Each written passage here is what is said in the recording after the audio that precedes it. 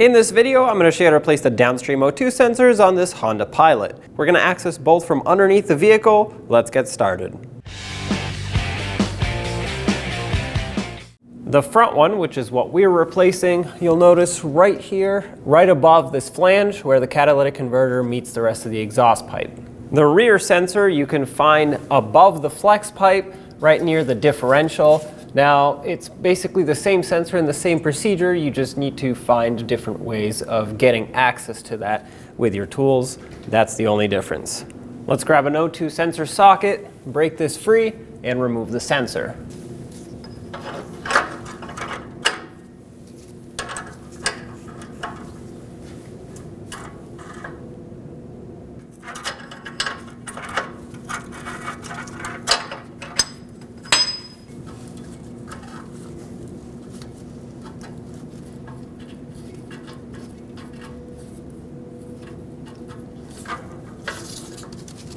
Okay, there it is. I want to put the new sensor in while we're here. So inspect the threads, make sure everything's in good shape, which it is. And this will allow me to put the sensor in without twisting the wire too much. I know the wire twisted when we removed the old one, which is fine. It is the old one. So just try to start this one into the exhaust pipe. Looks like I got it. And then gently thread it in until it bottoms out, which is right about there. Now what we need to do is there's a crush washer at the bottom of the sensor. So I'm going to put my O2 sensor socket on and just tighten this up and squish that washer a little bit.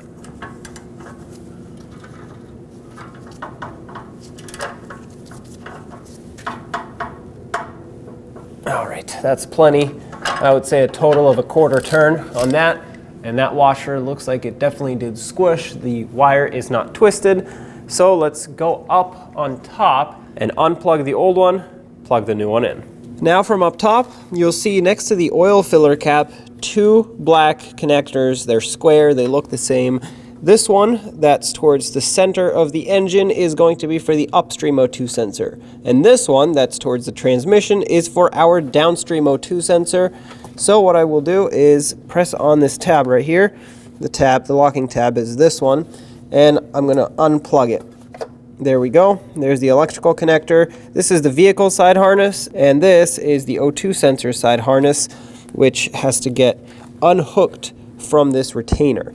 Now this is easier said than done because the hook for it is underneath and somewhat hidden. However, if you stick a flathead screwdriver on the back side of it and then tap it,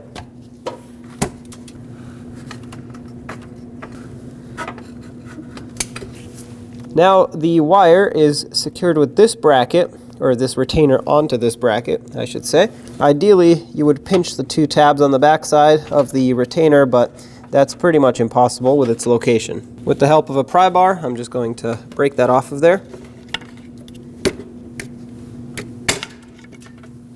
Which leaves us with one more right down there.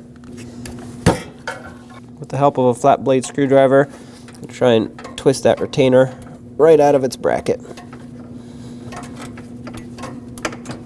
There it is. And this is stuck to the wire, so that's perfect because it helps me fish it out. There's the sensor. Now I crawled underneath the vehicle so I can push the wire up with the new connector.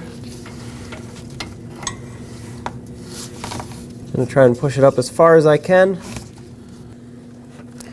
I'm going to reach for it.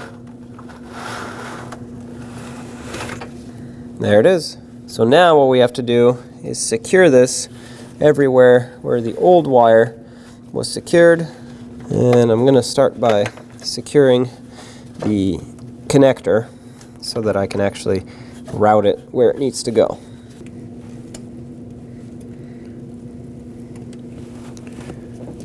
Oh, okay. Got that. Might as well plug it in at this point. And that's clicked. So now I'm going to take some wire ties and just secure this wire where the old one was attached.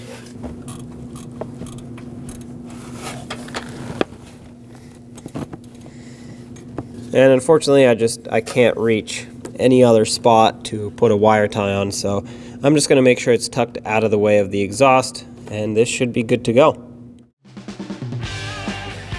When only the best will do, demand TRQ. The only company that lets you view before you do. TRQ is committed to offering the highest quality aftermarket auto parts that are engineered for peace of mind. Thanks for using and viewing with TRQ.